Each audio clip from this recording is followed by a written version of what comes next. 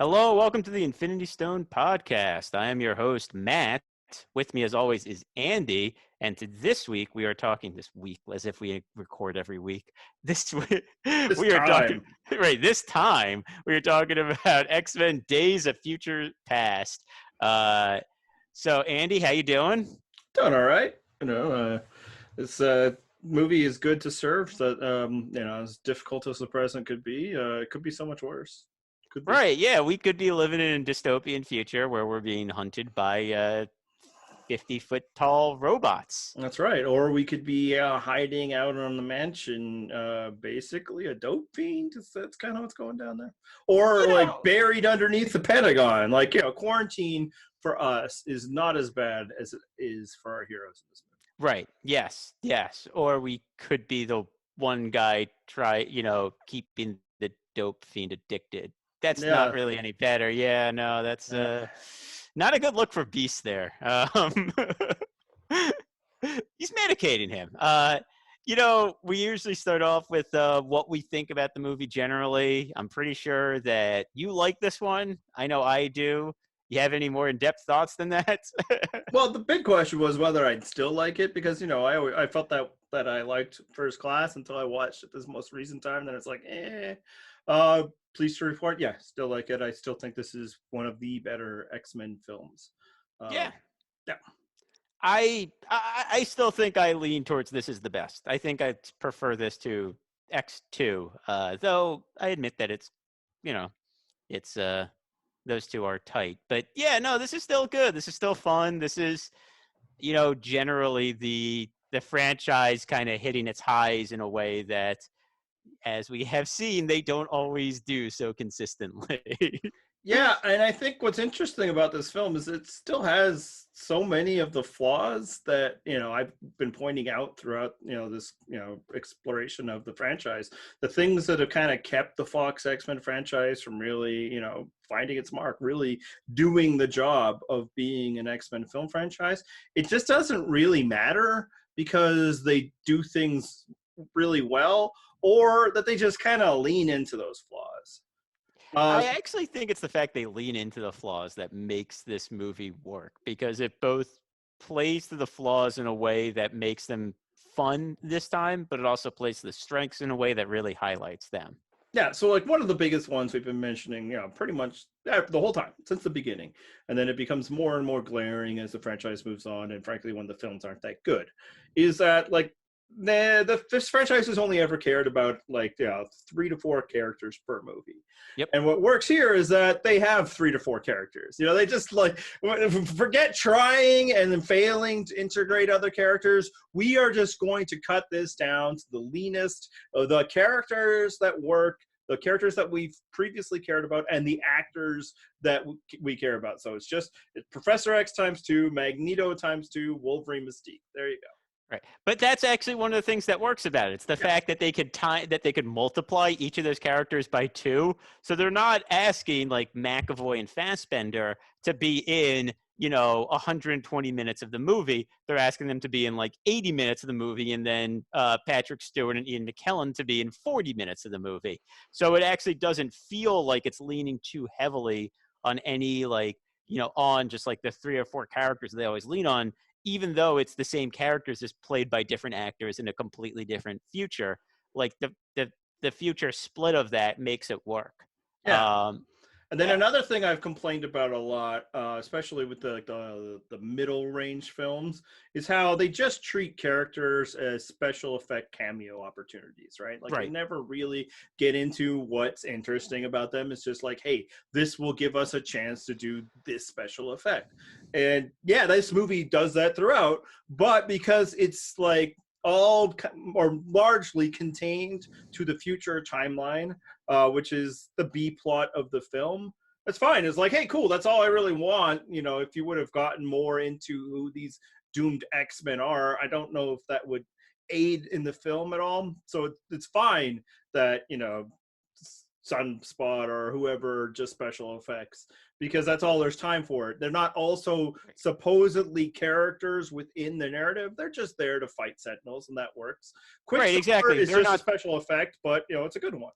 Right, yeah, they're not supposed to have like the rich in their lives because they're not leaning character moments and plot on these people. They're really just there to kind of juice the action scenes in the future more. So using them just for their ability is actually an asset rather than a liability in this movie. You know, you cite Sunspot, he's a really good example of that. Blink is another good example where it's like, oh, okay, she can teleport. And it's like, oh, this actually leads to some, interesting action, here where she's like using the teleport to make the Sentinels stab each other until they like stab through like three teleports to hit her or whatever. Yeah. Um, even with a character like Kitty Pryde, who we're like a little familiar with from the original movies, they don't go into why her power works to send Wolverine back in time. It Yeah. also really doesn't matter. I mean, like it, I would have preferred a like line of dialogue, just like we've constructed a machine or something, and then she can phase through the time or something. Because otherwise, yeah, it's like that. Honestly, even from the first time watching it, never since then I've just accepted it. Like, oh, yeah. whatever, yada yada. But it's like, well, why? And the answer, of course, is well, Helen Page said she'd come back, so we found her something to do. It's funny because the I said first time I that. watched this, like I had the thought, I was like, just have like Rogue there, and then some, and then you would just assume it's like, oh, well, she somewhere along the line absorbs someone's power who can travel people back in time. So then it's funny that when you watch the Rogue cut, that of course has nothing to do with the actual No, extra scenes. he just takes Kitty Pryde's power that should have no ability to do this. Yeah, no, seriously, one line of dialogue would have fixed it all. Yeah, but But yeah, it's also like it's just not important no, in terms of it's just a like thing.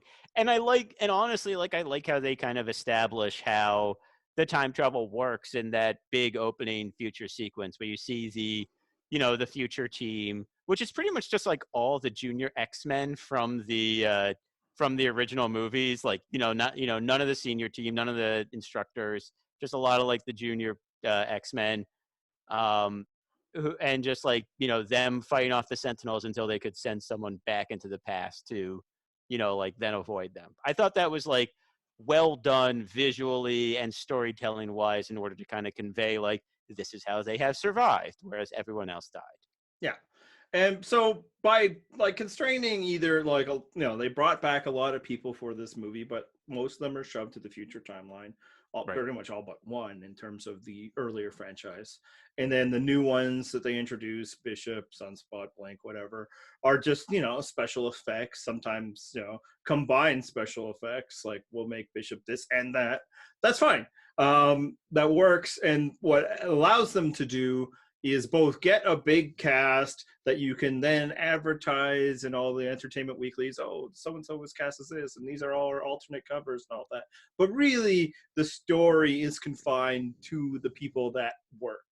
And that's why I think this movie works at all. Is that Hugh Jackman has always been good as Wolverine. The asset of the first movie was the two actors plus Jennifer Lawrence was ready for more, and they gave her a whole lot more.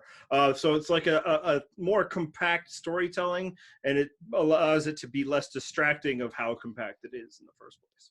Yeah, no, and I completely agree with that. So, I mean, so yeah, it has the same flaws as we've been talking about. It just doesn't matter in this movie because they're able to kind of pad over those flaws by, not even, doing something different, but just by giving a B story, which can rely on characters they've relied on in the past in a way that works and Yeah. fills that time. And then the other thing that the Fox franchise has actually always done even better than the Marvel franchise, probably the only thing really that they've done better, is that their stories are about something. And that's because the Yeah. X-Men as a comic book, not always, but more often was about something. They try to make it a commentary on something, even when it was awkward that like 5 white teens were comments on like the civil rights movement. And that's what you get out of this one. That's why this film can resonate a bit more. Is it's about something. It's about this the end cost of what the prejudice between for mutants will be, and that's what's always given this story its power. And I think that the film itself also does a good job in conveying that. Yeah, no, I completely agree. I mean, I really agree on both points. Both the fact the X-Men franchise, the movie franchise, has always been good about being about something, and the fact that this movie was able to continue that, and in this story, which we'll talk more about when we get to the comics section, is a story that has the power it does because it shows like it's like we always want to show like, well, what's the what if? Like, what's the worst case scenario? And this is the story that kind of shows one of those worst cases, that shows the natural progression of everything we've been showing and talking about throughout this time, and the way that they're able to contrast that side by side with, here are the first, maybe not even the first steps, but here are some of the big steps towards that, versus here's where it winds up and this is how it comes to be, is an interesting story, and it does lend it a lot of power. Yeah, and if this was a better run franchise, which it 100% is not, and will only get worse because it's hard to be a really well run franchise when the franchise starts disappointing and then the studio is up for sale. But if it was a better run, then this would be kind of like the way to end that method of storytelling, right? Like Yeah. we're doing the prejudice line, the prejudice, and this would be the high arc of that, and then this would allow them to move into other stories, and in some ways they do, and we'll examine that when we get to those films. But it doesn't complete it as well, because not because of anything this movie does wrong, but because the franchise, because like when we get that scene at the end of the film that everything is well and good at Xavier's, and even the people that we killed in X3 are back. We're going to get into that. It really feels like a way of kind of closing off everything that had been put before, and now it's time to move on with what we know. Now, interestingly, though, the only reason why it's necessary to close off kind of like the first generation of this franchise is because this film brought it back in the first place, because we thought we'd already left that behind. Yeah, no, it's funny because by the fact that these movies are both prequels and like in a way requels, they both have to try to forge a new path, but also be like, well, no, let's actually link the two together, because there's a lot of affection for those original movies, especially the good one. And and because of that, they want to link themselves to it. It's, especially X2 is important to fans of these movies. So they want to establish, oh no, we are similar. They know it's cool that they can kind of get the older versions of these characters and tell a very comic booky story involving time travel and alternate futures and all that. But also they're trying to forge their own path, even though, as we've discussed, they don't really have plans for what they're going to do when they move ahead with this path. But because of that, they're beholden to so many masters that it really kind of it doesn't hurt this movie. In fact, I think it actually adds juice to this movie, the fact that they're able to thread this narrative needle. But then as you go forward, it's like, well, is that the future that's now going to happen? And if so, are we going to be seeing these movies move towards a predetermined future, or are we just going to kind of keep telling these stories that no longer even make sense in this weird merged universe? Yeah, and like this could have really been like the triumphant, conclusion of the first chapter, in the same way that like Endgame is for the Avengers. Now, of course, we don't know what's to come from there other than Right. one Spider-Man film. But yeah, and that's what it feels like. Like this feels like this was kind of both like a fun and exciting direction for what through two movies is already kind of directionless, but also a nice closing chapter and celebration for the things that came before. Because yes, absolutely, the first franchise inspires so much more affection. And frankly, this film went out of its way to ensure that you could not have much affection for the movie that came before it. We have this actually farther in the breakdown, but I think since we're already here, it kind of makes sense. Like the whole prequel, requel, reboot thing is it's a fun little thing for this movie. But I've watched this movie, I don't know, at least 5 times by now. It doesn't work, and it becomes like this knot to unravel. Yeah. Like, how do you think it handles it? So the problem is that by doing it, they call attention to itself, Yeah. which then means that you're paying really close attention for stuff that doesn't line up. And I think it's the type of thing that it kind of like works in the broad strokes. But there are a lot of specifics that, like, wait, no, that doesn't actually make sense if you're trying to say this is the same thing and these are the same timelines and stuff like that. I think, like, again, what I generally have said is it works in this movie because it's this big comic booky idea, and they just kind of embrace it as like just roll with it. And so like it works on like the thematic level. I think it works on like kind of a character level, though even there, like like it's more kind of in like some jokes, some beats in this movie. The actual details of it definitely don't work. Like Yeah. I think honestly, like when you examine it at any level, and yeah, like you're probably not doing this upon a first viewing, but right. this is also a podcast about a nerd property. You have to expect people are going to go at it, and yeah, I think for the X-Men franchise, through the level of care that they put into any of this, it's clear that they don't care. And again, they ended up being a good movie, but one of the reasons why it made it good is that they were leaning into it. And I think what you have to do is this still isn't the future of the first franchise.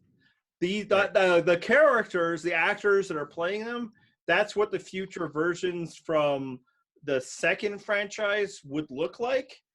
But it's not one-time stream, and it can't be, Yeah. because for the very and there's like small things like why doesn't Xavier know what Magneto's helmet does, or Magneto never built Cerebro. Yeah, that's fine. The big one is Mystique in the original timeline of this film is captured and killed, and she's a major player through 3 films of the next franchise. So that in itself tells you that this is not the same world.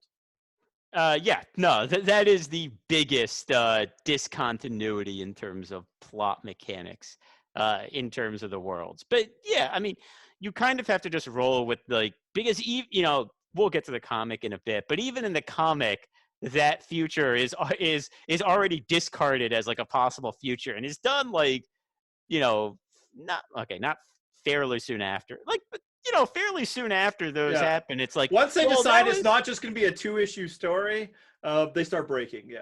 Yeah, exactly. And I guess that's the thing. Like, as long as you can kind of confine a story like this to one story, it can kind of work, because the big idea is really compelling and you want to pay attention to it. And the second you break, you examine it, you realize, wait, no, we have to start kind of making up some mumbo jumbo for why this is not exactly what we represented it to be. Yeah. And ultimately, they made the right call, and just being like, who cares? It'll be cool to see those actors in the future. And they were right. It was 100%. Cool to see, for one, just Hugh Jackman throughout. And since they still had him under contract and willing to make X-Men movies, absolutely take advantage of that. It was cool to see Ian McKellen and Patrick Stewart, even, Halle Berry for a little bit they gave her. They finally actually let Storm cut loose for a real thing, and show that she had all of one line the entire movie, and I counted. I was checking. I was like, because I was like, hey, Storm hasn't said anything yet, and I was like checking. She still hasn't said anything yet. And then finally, right before she dies, she finally gets a line. Yeah. And it's like Halle Berry, all of one line. Yeah, and maybe for this, she was like, I'm not giving you more than a day. So, we can get some, VFX of me, doing this, and then the rest you guys fill in. I'll do a couple close-ups, and then I'm out. And then hopefully, she got some, a good paycheck for that to also make up for the other things. But, that's between her and her agent. But by the way, her one line was, "Is everyone okay?" Because I made note of that. And then stabby. And so for me, while it definitely hints at it, and especially in that final moment where it's like, hey, they've written, X-Men: The Last Stand out of existence, which made me feel really good leaving the theater. I will not lie. I think ultimately, while it seemed like it was the future past the original franchise, I don't think it is. I think it's just, that's what these characters will grow to look like, and especially because only 2 of them are actually characters in this franchise until Logan shows up. But the other thing that this viewing and this is really much deeper stuff, showed me, is that the timeline for the film itself doesn't work. How do you Um, figure? okay, so this is where I'm at. So went through, and this is all presuming, of course, that they don't stop Right. the Sentinel program. So that's the original timeline where Mystique is captured, and they use her DNA to create these super Sentinels, with which take over the world. Right. Yep. So this is a 1970 whatever, Yep. and at that time there are no X-Men. Right. Um, it's basically a depowered Professor X, a largely depowered Beast. Magneto is, in a prison under the Pentagon. Mystique's out there doing whatever, and Logan's out there doing whatever. That's about the extent of, no mutant kind. Oh, and then there's some of them like working, for the U.S. Army in Vietnam War, right? Right. That's where the X-Men are at. Most importantly, that's where Professor X is at. Basically a drugged stupor, not willing to use his powers or anything.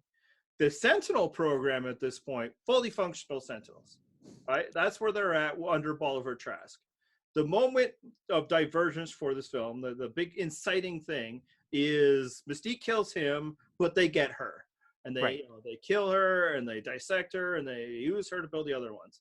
Somehow, between the time that they capture Mystique in early 70s and the future where the Sentinels take over everything, Professor X is able to get his shit together, is able to form a team of X-Men, which include Wolverine and Storm, form another generation of X-Men that include Iceman, Kitty, at least those two, because they speak with Professor X, and a look of a recognition to Storm and Wolverine, like they know each other, Right. they were the older generation.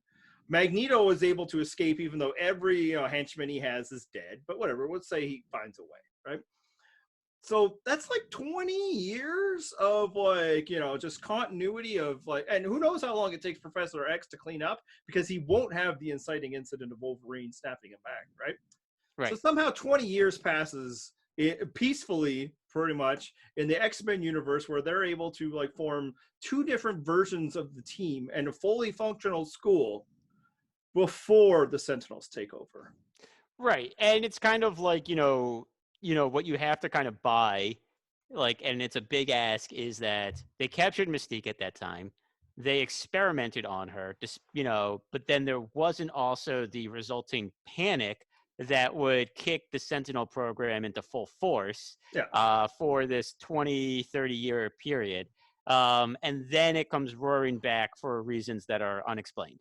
Even though you just had a 10-year period where a mutant basically started the Bay of Pigs, and then another mutant assassinated a government official, and is being experimented on.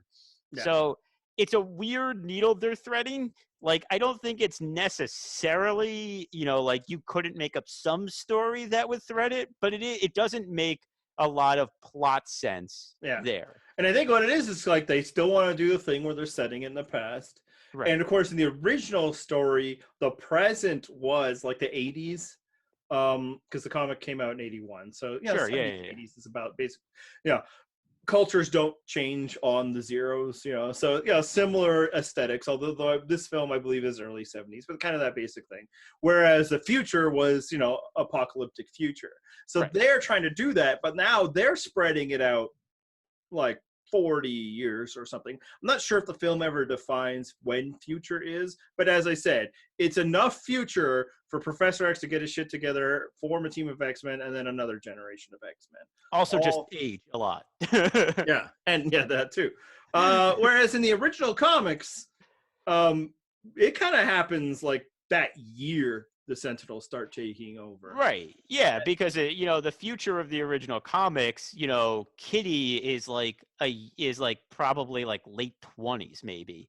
Yeah, I mean maybe even older. There's Colossus is great examples, but in that one, the Sentinels had been the world under the Sentinels had been that for a long time, and we don't get the sense that there was two more generations of X-Men teams, right? And that's kind of the whole point. Quick. that they wanted to age up the X-Men, but because they decided to start this film in a world where there's no X-Men, it feels like, why did everything take so long? Heck, what was the inciting incident to surrender the whole world to Sentinels in the first place? If it wasn't the events of the first film or the events between the first film and this one, I mean, who's out there doing like mutant stuff? Right. I mean, maybe what they did was kind of what like the comics have done, where there's like different generations of Sentinels. They first decided to make some of like the Trask style Sentinels we see in the 70s here, and they're just like not very good. And like maybe they were just experimenting on Mystique for a really long time, and the Sentinels were just never good enough until they cracked her genetic code or whatever, and then the Sentinels went hog wild. Yeah, and they didn't have Trask; he was dead. So there's Right. something like that. But it's just, it's just whatever. Like this, that's kind of probably the level of flaws, especially once you get into time travel that many franchises would have.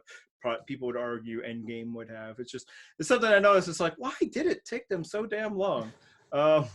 And part of the problem is just that the choice of this film to start over again, which that's honestly, like, if the X-Men were just an X-Men team at this point, I probably wouldn't have any issue with it. But now we're at a point where we don't know how far away we are from ever having X-Men, yet we know that there'll be enough X-Men for them to show up in the future.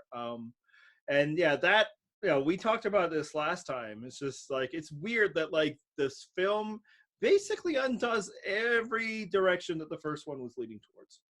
Yeah, you have, so if you think that's kind of the end of the first movie, First Class, not the first movie. The first movie is the reboot, the requels.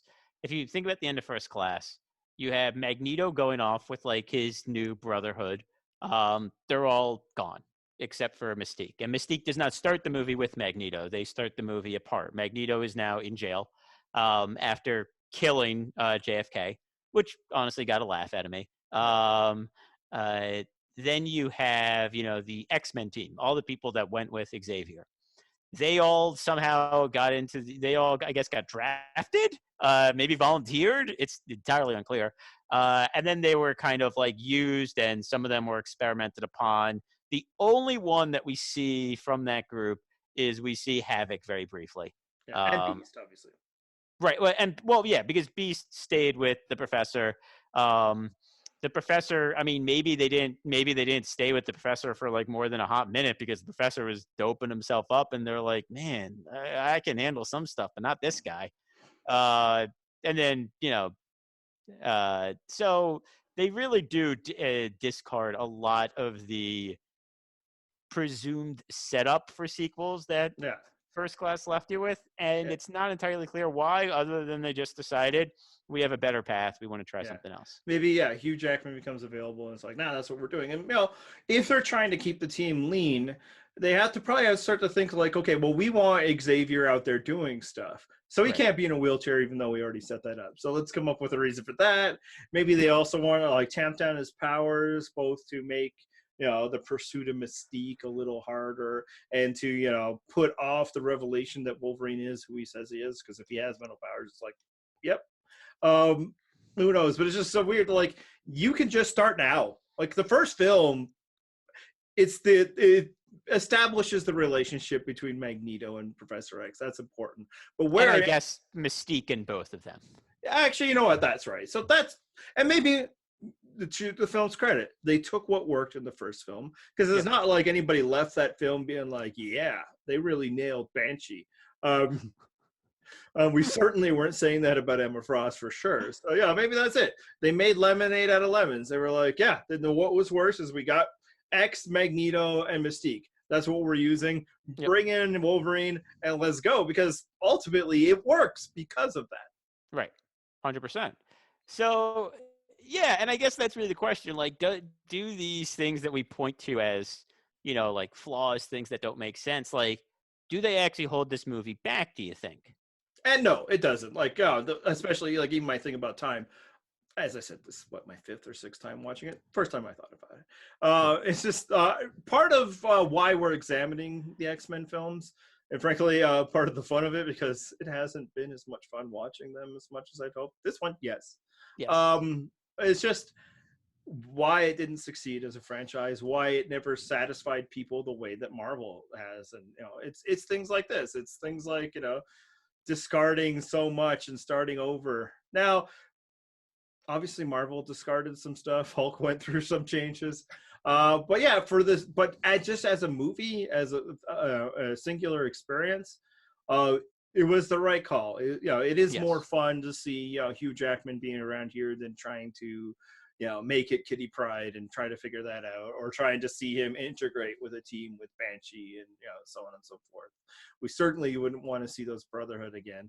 Honestly, like the biggest flaw for me is just like starting X back at zero, because we still, Yeah. by the end of this film, aren't really in a place where we see him as an inspirational leader. I think one of the big flaws of these requels so far is that despite being in many ways the main character of them, Professor Xavier is really not given a good journey or one that makes sense. He doesn't like actually progress. Like we talked about it in First Class, how like it really isn't his movie. It's more Magneto's movie. And like Xavier doesn't have a journey. He doesn't have a character progression. He kind of starts off in one place and then he gets injured, and that's his story. That's not a story. That's something that happens to you. There's nothing character wise. In this movie, they try to do more with his character. They're like, oh, well, this is obviously his lowest point, and then at the end, he's going to be inspirational, right? Um, I don't know if they did the work to move Yeah, him to that point, and it just in the end kind of doesn't matter because you're just like he was going to get there anyway, and it's cool. yeah, Um, but I mean, like to the extent that I find that there's flaws in this movie, I'd say I don't think they write Xavier well in terms of like what his arc is, yeah. because I think I know what it's supposed to be in this movie. I don't think it's actually on the screen. Yeah, and we are both people who have no issue with Xavier being shitty. Oh no, I mean he That's should be a a little shitty. very valid interpretation of the character as he's been presented for 50 years or whatever. But yeah, it's just more that they do that, but they never quite make him unshitty. They just kind of be like, well, now he's Patrick Stewart again in a chair, welcoming Wolverine, so we know he's great. And it's like, dude, we're 2 movies now, and this is the guy who's going to, create the school that saves mutant kind. And most of his arc for the film is that his realization that like he was always kind of shitty to Raven. Yeah, and it's funny because I feel like kind of the end scene, it really is, the battle over Mystique's soul, Xavier, on the angel on one shoulder, Magneto the devil on the other. Though again, you know, Xavier was not always good to her, so maybe he's the devil. I don't know. And it's like the climax of the movie is very much kind of the battle over her soul, right? Um, Only if you really look at Xavier's arc, it's really kind of more like Xavier goes from being someone who rejects his power because he would rather walk to someone who decides, you know what, I would rather have my power than walk, rather than I was wrong to treat Mystique that way. It really feels like that's actually where the climax of his character journey is this movie, and that just doesn't hit the emotional beat that they want to hit. Like the emotional beat at the end there is him talking to Mystique. That should be the beat they're hitting, but that's like not the big realization he had. The big realization he had was I need to stop taking drugs. Yeah. I'm a major sacrifice I'm willing to make for the sake of my entire species or our race, really. Mutants are also human in terms of species, is to become one of the most powerful people on Earth, but have to go in a wheelchair. Right. So it's just, yeah, no. So like on that, I think like, again, you know, when we talk about the flaws in the movie, which we've just jumped right ahead to, like that's my flaw with the movie. I think, they just don't give him a good character story. And like they just don't hit I feel like they don't invest the moments that should be that with the meaning. And you're right, the character story in this movie should be he was shitty to Raven the entire time. He realizes that, and that is why she changes. And it's kind of like some of the beats are there. I just don't think they hit them hard enough. Yeah, or since you've decided that he's at this low path again to reset for whatever reason, it should be the journey of him becoming ready to become the Charles Xavier. And it's like, Right. I mean, at the end he is, but like it doesn't feel enough. Like it still feels like a lot throughout the film. He's being pushed. He's being pushed by Logan. He's being Pushed by himself. Yeah, Hank. Yeah. A bit by Raven at the end too, but never like, truly this is what I need to do because of, the calling I have and like Right. the dream, like any follower of the X-Men, it's like, it's all about Xavier's dream. Yep. And like, even in the first film, it seemed like he was mostly into this for his research, but not like, really a vision, especially a vision that contrasts with Magneto strongly, other than we shouldn't kill people, Eric. What it should be for mutant kind. Again, it just doesn't feel. I don't like him by the end of this film, I think, is the big part. Yeah, and I think had the subsequent movies kind of shown more of a progression, you could see this as a stepping stone. Yeah. Right. You could see this as like, what's getting him there. But of course they don't follow through with that. So you just kind of see it as, oh, well, I guess he's there, but he's really not. There's a lot of kind of hand waving to that, and a lot of just really leaning on the Patrick Stewart aspect of this to be like, well, this is where he goes. And honestly, one of the best moments for Xavier in the movie is Patrick Stewart speaking to McAvoy through the weird, time link, whatever they got going there. And they're just like, yeah, I mean, it doesn't really make sense, but they're talking to each other.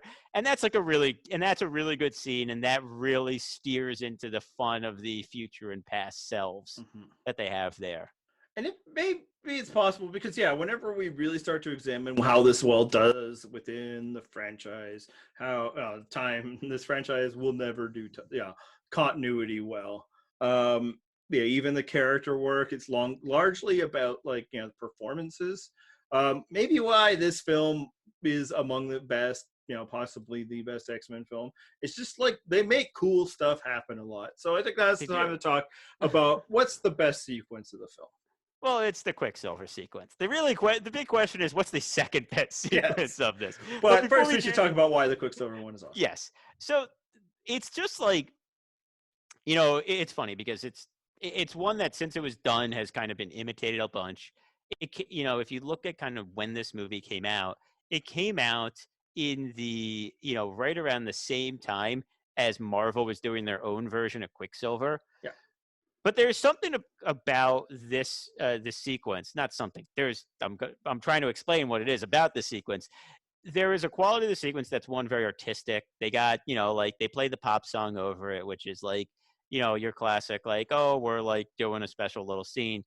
They get creative with it. It's not just the fact that he's fast and he punches everyone. It's that he slightly alters things. He takes time out of it to like adjust like little, ceiling things. And it's just, it's just a really kind of well done, sequence. And they had set it up well because they had previously seen this kid doesn't stop. He doesn't stop moving. He just moves way too fast, like to actually like pay attention to anything. We had seen him move quickly through different things. And this is just kind of a superpower unleashed in a way that was just very stylistic, very, like of the moment and all that. And something that we really had not seen.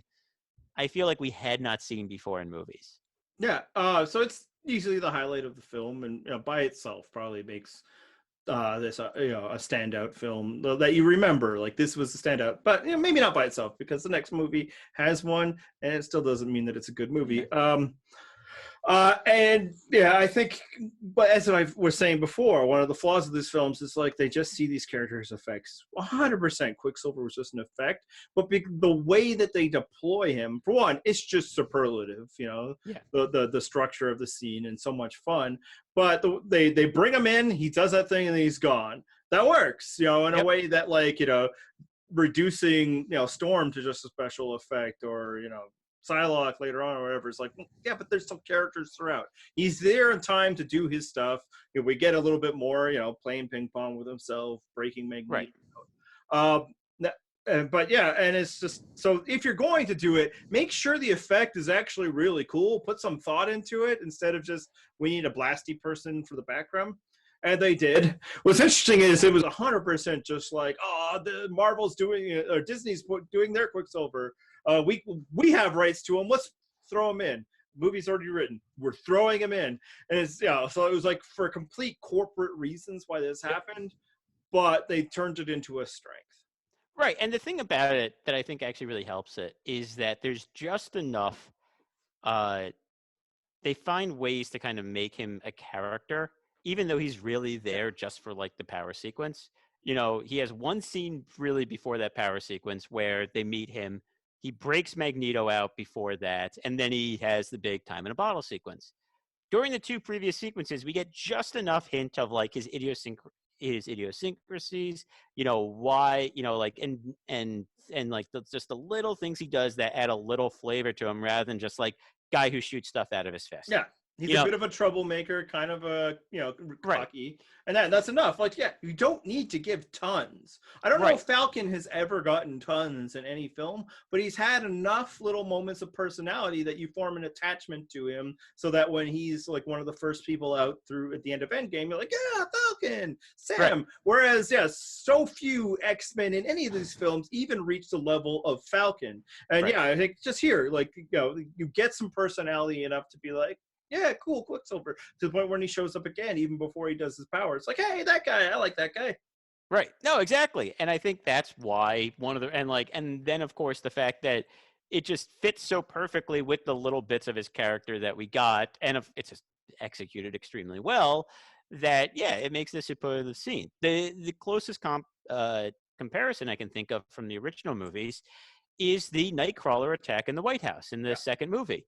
Because that's like also a scene that leans very heavily on a character set, but it's just executed so pitch perfectly that it doesn't matter that there's, at that point, really not that much beyond the character. It's just a really cool action scene that was something that you don't see very often in these movies. And, whereas when we talk about kind of like the background guys who shoot stuff out of their, fists or make fire or whatever, that's like, we've seen that before. It's not that cool.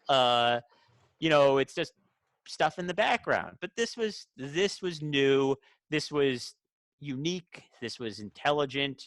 It was fun. Yeah. And like, to be clear, like, finding a cool shit to do for these superpowered characters is an important part of the job of telling superpowered character stories. If you don't have any cool stuff with your superpower characters, you made a bad movie. And sometimes that happens where they put a director that isn't really into this sort of thing, and it's like, it's fine, you told this character study, but I still need to see the Hulk do Hulk things or something, which is why maybe why Marvel basically gets like the same team to come up with this stuff and lets the directors do the other stuff. Because we could just see other films if we weren't into the cool action of superheroes. So it works. Interestingly, and this one probably took me maybe 2 viewings to get to. There is a flaw in the Quicksilver scene. Also, it doesn't matter because it's cool, and that's what's most important. It's the most effective scene in the movie. But he is listening to the music. It should operate at the same speed as the world. By having the music that is playing natively on his headphones operate at the speed of him, what it ends up actually looking like, and it'd be easy to confuse this, is what he's actually doing is stepping out of time. Whereas what the effect is supposed to be giving us is that he is so fast, he can do so many things within the time span of a bullet traveling from a gun across the room. You see, this assumes that he hasn't sped up his music to like a Walkman wouldn't be able to do that. If he was playing it, singing, he could sing as fast as he wants. But what it is, obviously, is that they want to soundtrack the scene, and it works very effectively. It is a great sound choice for what's going on, both lyrically and tempo-wise. And it is not the kind of franchise that soundtracks itself with non-native music. So they had to come up with a reason for it to be playing. But it's just one is like the music. there should be less than a note. It should be.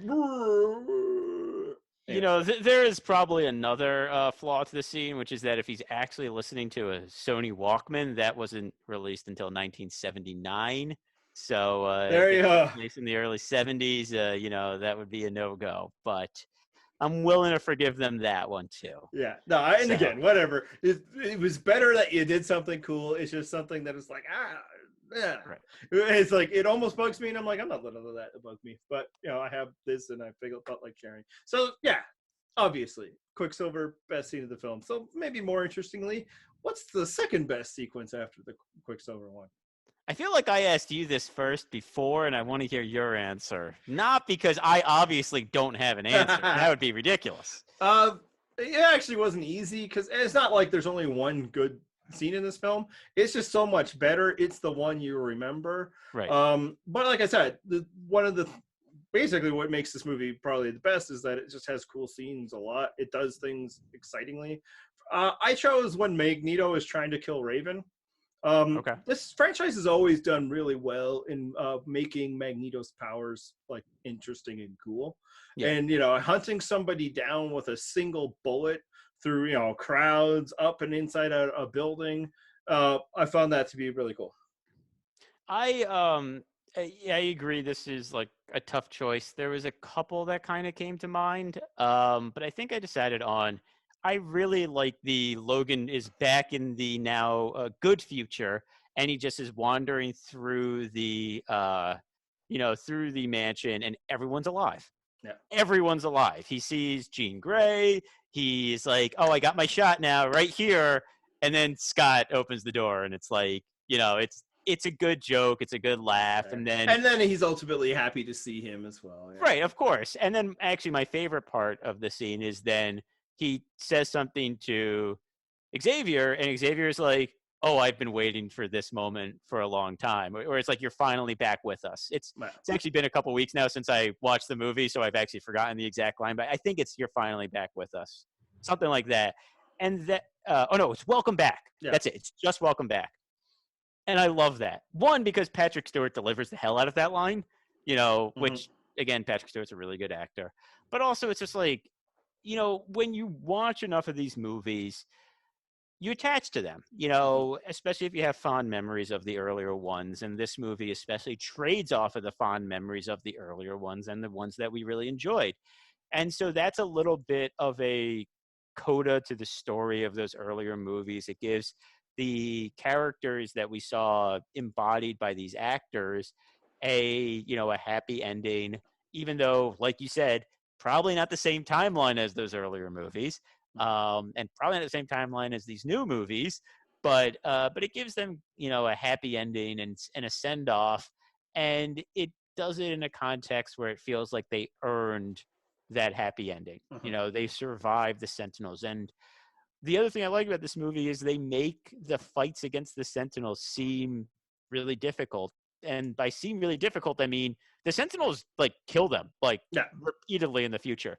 You know, the one time we see them house the Sentinels is when Storm and Magneto kind of combine for a really big blow up. And even then, Storm dies and the tide gets turned really quick. But it's like, we were talking earlier about how that kind of junior team, they survived by this time travel. The senior team survived just because they had Storm and Magneto, and Storm and Magneto were enough to keep them alive, probably. Yeah. We talked in Endgame about how fan service isn't always a bad thing. It's often, degraded as like, that's only for fan service. Like, there can be good fan service. And the end of this film with, Wolverine waking up in, what feels like the present of the first franchise. And especially in that it seems like it undid Last Stand. And make no mistake, I believe that's the intention they're trying to leave us with. That's good fan service. That's, hey, this is a feeling you've attached feeling for us. That's why we're able to make a sixth film, eighth, depending on your perspective. Here's something for you. And I agree. I really like that. I found after a while the future scenes, and this gets again to the flaws of the franchise. They started to become a little less exciting here or there, and I would say only because of this franchise's over reliance on darkness and monotone. Yeah, Uh, they really chose like the future hideouts as like the blackest caves and temples they could find. yeah, You know, it's like they are hiding out in a temple on a giant mountain. It should be picturesque, and they only film it at like the darkest night when you can't see anything. yeah. So that unfortunately, because otherwise, yeah, lots of cool stuff. Like seeing Iceman finally use ice slides and stuff, like that's Yeah. good. And frankly, like that alone, and like Colossus looks a little better, is a reason to bring these characters back because it's like our effects have gotten better since then. So now Yep. let's do Iceman a lot better than we could have before. We're now Storm finally seems as formidable as she always should have, type deal. Right. Yeah, and you know, and again, like I mentioned this earlier, but like the way they used Blink's teleporting power, I think had some really Mm-hmm. cool scenes. I also just really love the image of Magneto just lifting RFK Stadium just Mm-hmm. up entirely. Like it's just kind of ridiculous in that way that I kind of want to see in comic book Yeah. movies. You know, No, like it's a yeah, great effect, and it also really shows an understanding a bit of the Magneto character they've built through both eras of this, yeah. because he is always somebody who just lives for the drama. He can't do Oh something yeah. a simple way.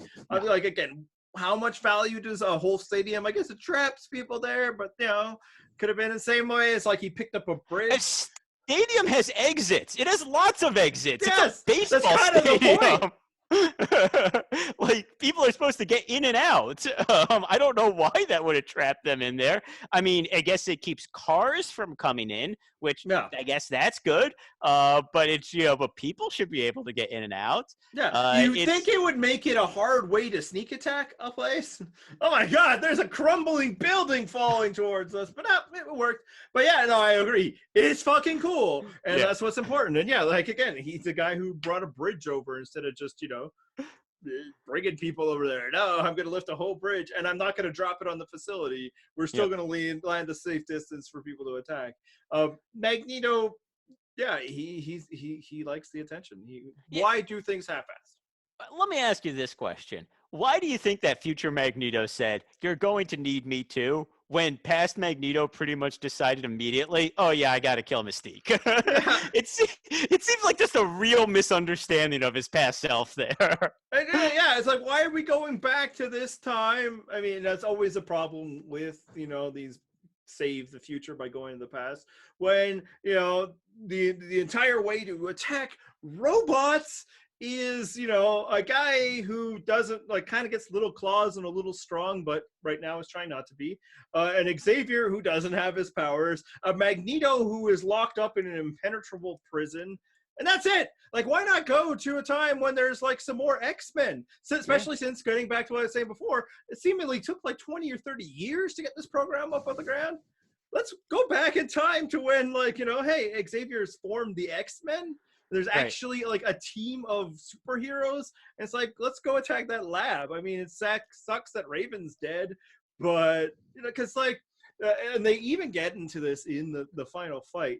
This is not exactly the best equipped package of mutants to fight No. robots. It's No. a non-metal Besides Wolverine. Magneto. Yeah, besides Magneto, and only because he, does something. He puts the train tracks into the Sentinels, because otherwise he wouldn't have been very useful. But That's true. and that was That's true. awesome. That should be noted.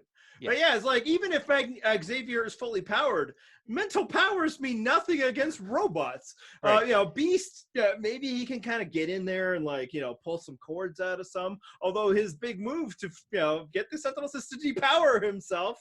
Wolverine has bone claws, so he's not slashing up these things. Like in terms of like a group of mutants to fight Sentinels, this is you should have called Quicksilver or something, because the rest of y'all got nothing. No, yeah, it's totally true. So let me ask you a question. We both watched the road cut, which is an alternate cut of the movie. It adds probably like 10, 15 minutes to it.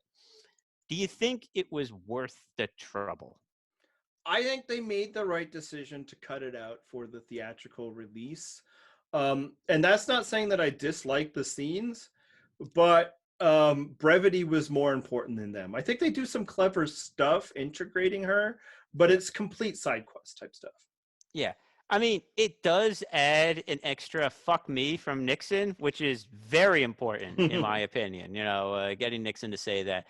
I mean, I largely agree. I think the one scene that kind of stood out for me in terms of scene I really liked from it is they contrasted the scene where young Magneto went to get the helmet and old Magneto went to break Rogue out, and they kind of did them side by side, like went back and forth between them.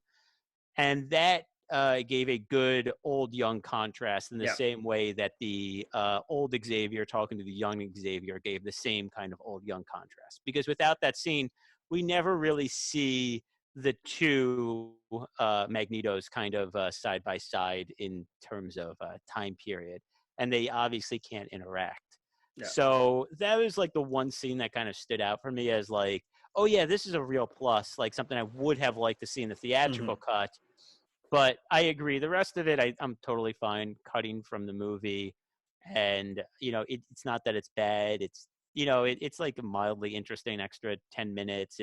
It adds a little bit of a subplot. It adds like a little bit of action there. But yeah, it's I think it was a good cut. Yeah, no, like I liked it. I'm glad I watched it this time. But it's better to make action scenes faster and shorter, action movies when you can. So, and this was something that you could take out. They did, and 100%. Nothing was lost. And yeah, it's like it exists as a way of getting Adam Paquin into the film, and it was just too far removed from how it worked. But yeah, no, I do agree. The Magneto portion was really effective. So yeah, if you're like us and you've watched the film a lot of times and you have access to this extra cut, yeah, sure, throw it on. But it also, is yet another director's cut type deal. They don't even call it the director's cut because I think Singer would say, no, the director's cut was the one that was released. But all these extra cuts that especially they throw in on DVDs, it shows you why usually the final cut is the right cut. Things are often cut for a good reason. And yeah, they weren't bad scenes. It was a clever enough way of integrating Rogue into the story. Like many things, it leads to the questions of like, why were they keeping her alive in the first place? So that we could come rescue her later is the only answer. But I liked them. I'm glad I saw it this time, but the movie plays better without it. I agree. Okay. I think we should take a break, and when we come back, we'll get to trivia.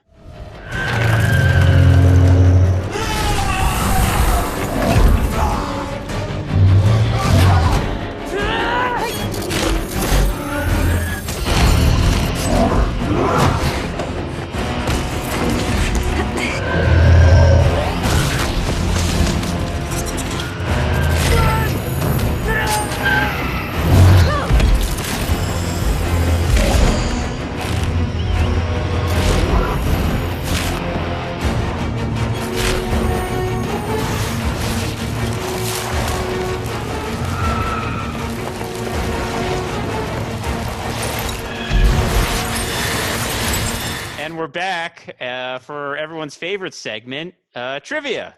Yeah, we're here with my oldest son, Alex, who promised he put together questions that you could actually maybe know the answer from just watching a movie.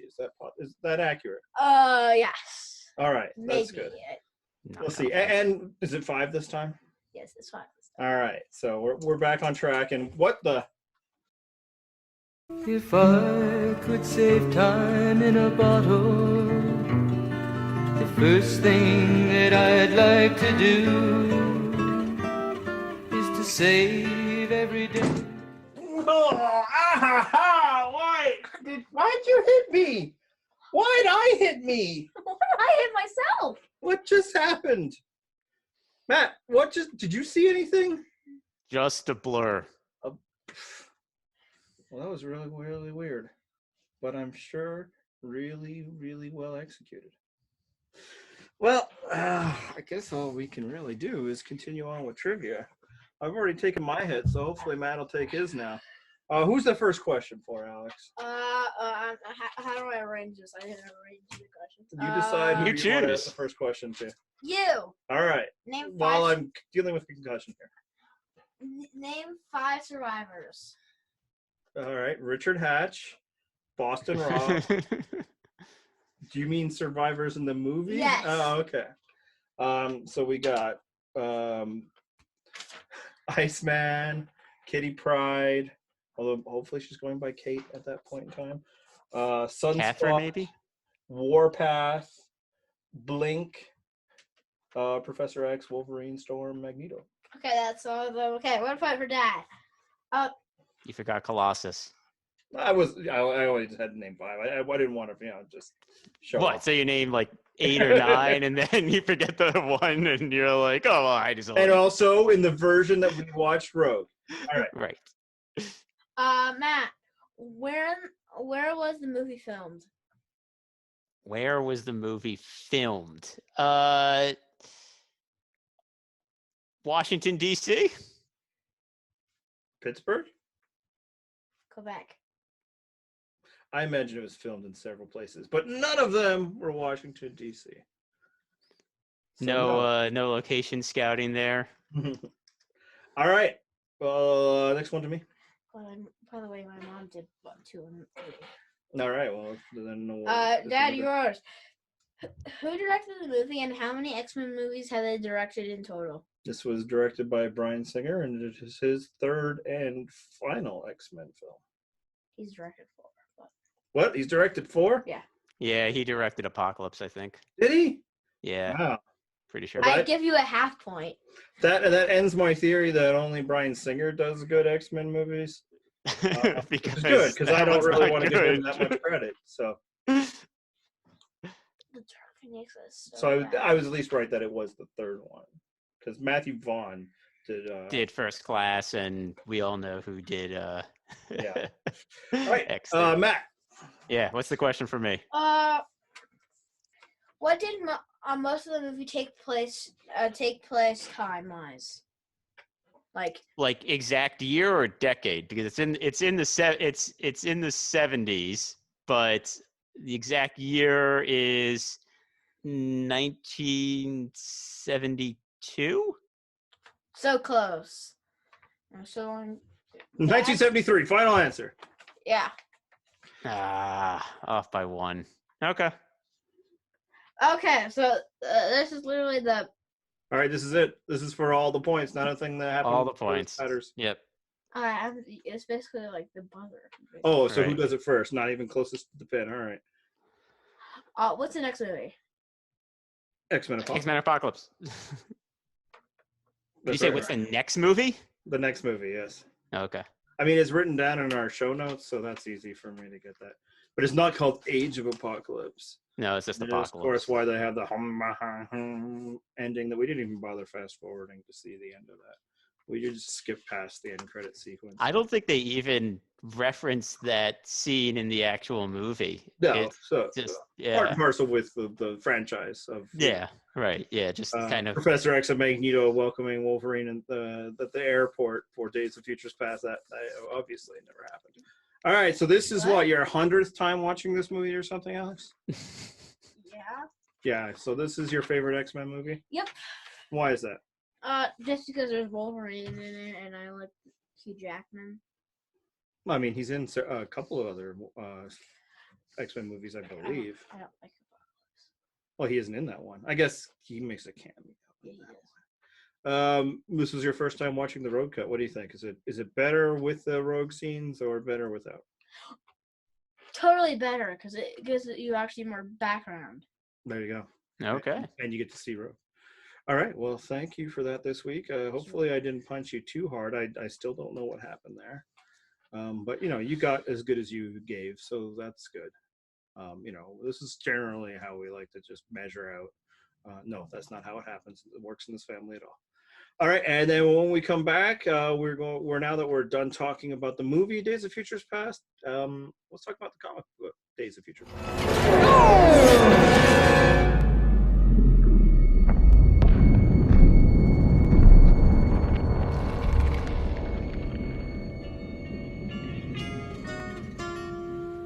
If I could save time in a bottle, the first thing that I'd like to do is to save every day till eternity passes away, just to spend them with you.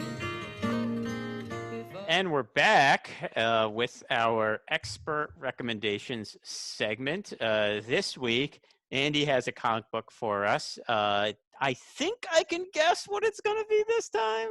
Am I right? I mean, I just said it in the trivia segment, and yes, it is the same movie. Oh, I don't know if I'll ever show it to you. It'll be on the screen at some point. The comic that this movie is based on, Days of Future Past, it was published in 1981. 2 issues just in the regular Uncanny X-Men series, and I think, I can't remember, I should have written this down. I think it's like 141, 142. Yeah, by longtime X-Men writer Chris Claremont and his, one of his top collaborators, John Byrne, on art and story. And I love this story. It's the best. No, it's maybe not the best. It's of the best. You've read it. What do you think? I agree. No, it's a really good story. And, I think one of the things that surprised me when I read it was I was like, wait, it's only 2 issues? Because it's kind of surprising that it's so compact.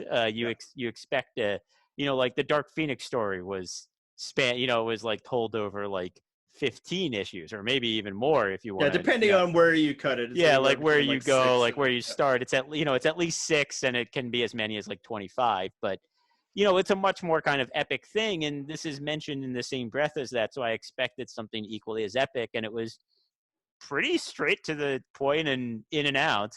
And honestly, when it's told, you almost it's a great story, and you're kind of like, wow, that was good. I'm a little surprised that it gets mentioned in the same breath because it doesn't have the same epic scale.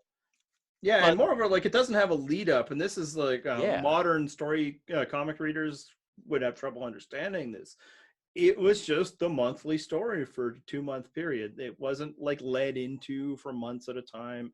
It doesn't have like a special, this is the Days of Futures Past crossover, like captioning. It's not crossing over with anything. There was nothing really to cross over with at the time. It was just the Dark Phoenix saga wraps up.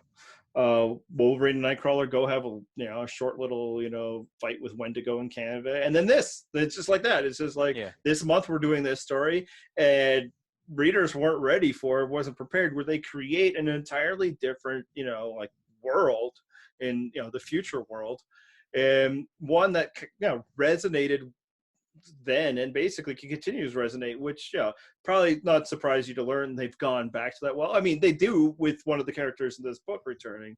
They keep coming back because it was just this really interesting idea of a future in which the Sentinels, which are like Stan Kirby and those are not 2 people, Stan Lee and Jack Kirby creations. They found a way that like, we're going to make these big giant metal robots into the end of the X-Men. And I can only imagine what it was like in 1981. I mean, X-Men comics had only been monthly for maybe a year at that point. Before that they were bi-monthly. Suddenly just like, they just killed Jean Grey, and now they're just going to kill all the X-Men. And it's actually great because if you're familiar with the cover is immediately like incredibly grabbing. It's it's a cover that tells a story in and of itself, because it's Wolverine, who's recognizable though he looks older, which I guess they hadn't, this might still be the period of time when they're not really sure what Wolverine's powers are, because they took a while to figure that one out. Yeah, they do mention a healing factor in this story. So by then, mention that, but one that is not supposed to keep him young forever. They haven't established the idea that he's already possibly hundreds of years old. Right, and they have a character that I think we now know. Once you open the book, is definitely Kitty Pryde, but you might not recognize as such on the cover. And then in the background, it's a spotlight and a poster with all of the X-Men that we recognize, and some that you might not recognize, and just dead. Slain is the word. Slain or apprehended, I know. You can see. I don't see, if you're flipping by the rack at that time because it's only like a spinner Right. rack back then. There are no specialty stores. How you not pick up a story like this, especially if you feel like you have any level of interest with X-Men. So yeah, it's a Right. classic cover that has been, homaged, many times since. Right, and I think that's part of the the appeal to it. It's just such a cool idea. It's like here's a possible future where they're all dead, and then when you get into the actual story, it's the survivors that are in the camp are a real motley crew of both heroes and villains who are working together because they're united by the fact that they are oppressed. It's very much kind of the Magneto's nightmare realized.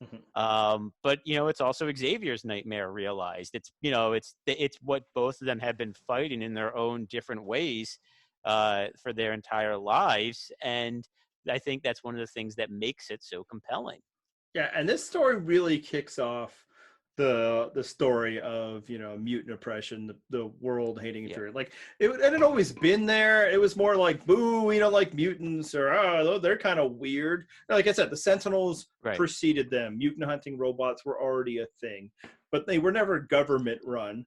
But other than that, like a lot of X-Men stories, especially once Claremont takes over the book and starts taking over, like adventure stories. They're spacefaring or going fighting dinosaurs, or a bizarre funland of death traps type stuff. But the whole mutant oppression, humans hating mutants, this is the story that really kicks off, and then that propels the storyline. So like what people often now think of as like the central X-Men story started with just 2 issues in the middle of 1981. The story itself, obviously, like the movie, is the future X-Men send Kitty Pryde back. In the movie, it's obviously Wolverine, in time to undo this inciting event that will cause this post-apocalyptic future. And it's very I think I'm not the first person to make this observation. Very Terminator in that I was sense. actually going to make the same one. But again, this is 3 years before the Terminator. Yes, that's what's interesting. Yeah, Terminator comes out in '84, so either this inspired James Cameron or it's just a similar idea. I wouldn't be surprised if science fiction has already done stuff like this. And I mean, the Terminator is an awesome movie too. So like for the recommendation section, should I read this? If that's a story that appeals to you, if post-apocalyptic sci-fi appeals to you, this is a great take on that. And for me, when I was this was one of the earlier X-Men stories I ever read when I was a kid. Because it's just 2 issues, they combined it in a little trade, Perfect Bound or whatever. But it wasn't expensive and it wasn't big, so for whatever reason, not my comic book store, my local convenience store that had the rack where I was buying comics, got it, probably because it was within the price points of what they got, and so it was one of the first ones I bought, and man, I read the hell out of this thing over and over again. It's my first taste of post-apocalyptic sci-fi storytelling. It's the first taste of that, really strong taste of that whole, what the X-Men are up against. And man, is that an addictive quality that like the heroes you're into are persecuted and they have to do their thing to save themselves. It's like really powerful thing. So, yes, it hangs on a lot of X-Men lore, a lot of the emotional punches, seeing like, knowing that characters that you love are dead or will be killed in these pages. But I can say firsthand, if it's one of the earliest X-Men stories you read, maybe your level of attachment to these characters is limited to the movies that you've been watching. 2 issues and you're going to read one of the best X-Men stories ever. Yeah, no, and I completely agree. And then I think, if you're actually talking about like some of these smart choices, the story made that we haven't mentioned, one of my favorites, the fact that at the end, there's 2 that we haven't mentioned. One is the fact that Kitty Pryde in the present past timeline is very new to the team. She basically like just started on the team. And so you have someone who's supposed to be a complete novice suddenly being, talking like an adult. And so it gives you it gives you a sense of like, to the reader, if you've been reading for a while, like, why should I buy into this character? It's like, oh, well, this is what she can do. It's like, this is what she can matter. do. She will right. be she one will of the matter. essential figures of the entire future. Yeah, agreed. Yeah. But then also when they leave the end of the story, we don't go back to the future to see that everything is good. We never see the future again when she gets sent back. Mhm. It's just kind of like, I hope this worked, and the suggestion is actually that it didn't. Mhm. So it's not until they revisit this timeline with another character many issues later that we actually kind of get some resolution about what happened there. But I like that open-endedness. I think that's Mhm. actually like really clever because it goes back to Xavier's dream. It kind of goes back to what they really start to do with this persecution, which is that there is no silver bullet to solve this. It's a constant, it's work. You have to Yeah. keep working at it. You have to keep struggling for this equality. There isn't, just one event. There isn't just one thing. Yeah. You have to always be working to make the future better. Yeah, we prevented the inciting event, but that doesn't Right. mean there'll be others. And now that we've seen what this future will be, we know now more than anything how important our struggle is. And Exactly. another thing, like the story does well, because they talk about it within it, is like there's always a trap with time travel films of trying to figure out like what your rules and what your logic is. Yeah. And for be it the movie that gets it wrong, and nerds will be like, you got time travel wrong, this completely imaginary concept.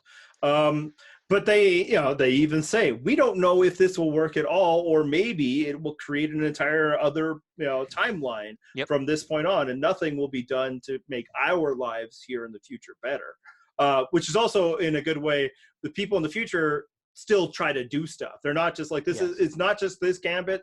They're like, okay, we're doing this, but we'll also have to do this other thing because doomsday is upon them, and that works really well. And I wonder if this is like one of the first instances in Marvel of establishing that time travel rule of when you go to the past and change something, you don't change the future you left. You create a new time stream, and frankly, they talk about this in Endgame. That's just the way that they set up their own time travel. Yeah, I mean, and I don't know if any other Marvel comics had done this before. I'm pretty sure that at least the X-Men hadn't, but and I don't think they even had come to the firm conclusion that this is how it worked at the end of these two issues. I don't think they did that until Rachel Summers came to the past in like 50 to 30, 40 issues later or whatever it was. Yeah. So. And even her, they kind of established that the past that she went to wasn't her past, and they Right, exactly. Which we've talked about how like immediately it's like, but this happens after that thing. So how did this happen even in the first place? Her entire existence. But anyway, so I absolutely recommend this. This is one of the top 5 X-Men stories of all time, and unlike some of the other ones, it really ain't gonna take long to read. Yeah, it's 2 issues. It'll be pretty quick, even with Claremont's verbosities. Yeah, it'll be the non-compacted storytelling of the age. It gives you everything you need. And again, that's a feature of earlier time comic books. They had to go with the assumption that this will be somebody's first issue. So they will introduce you to these X-Men are and why they matter. And frankly, as you say with the covers that are on this, it would make 100% make 100% sense that this would be somebody's first issue. Yeah. So I highly recommend it. How about yourself? Oh yeah, 100%. All right. Totally agree. Recommend. Okay. That's all for this week. This show's podcast. Next time we decide to do this, we've gotten the highs of the X-Men franchise, and it's time to talk about X-Men Apocalypse. I'm not sure when that'll be because we have to psych ourselves up for it. Who knows? Maybe it's better than we're thinking. It definitely isn't, but it might. But what we have found is that some of these bad movies sometimes give us the best conversations. That's right. Oh, how many times have you seen Apocalypse? Probably just the once, right? Just the once. Yeah. Why would I say it more than the once? Have you seen it more than once? Well, in theater, and then once again with my kid. Because I did yeah, not bring him in the theater, I don't believe. So it's certainly maxed out at 2. Fair enough. In fact, I don't know if I even own it. That's how little I thought. I'm sure I don't. Now, I get to watch it on Disney Plus. I guess the X-Men movies aren't there for you in the States. I don't think they are. Yeah. Hey, you guys get future seasons of other TV shows that I don't get. So there's that. But I get the X-Men movies. The rest of you guys find it somewhere I don't recommend spending a lot of money on it, but watch it, and we'll be back. I don't know, in a month or so time. Yeah. Where can they find us, Andy? Our website is infinitystonepodcast.wordpress.com. You can also stay updated on our terribly named Twitter handle, pod_infinity. The infinity refers to something X-Men. I got nothing. Okay. All right. That's all. Thanks for joining us.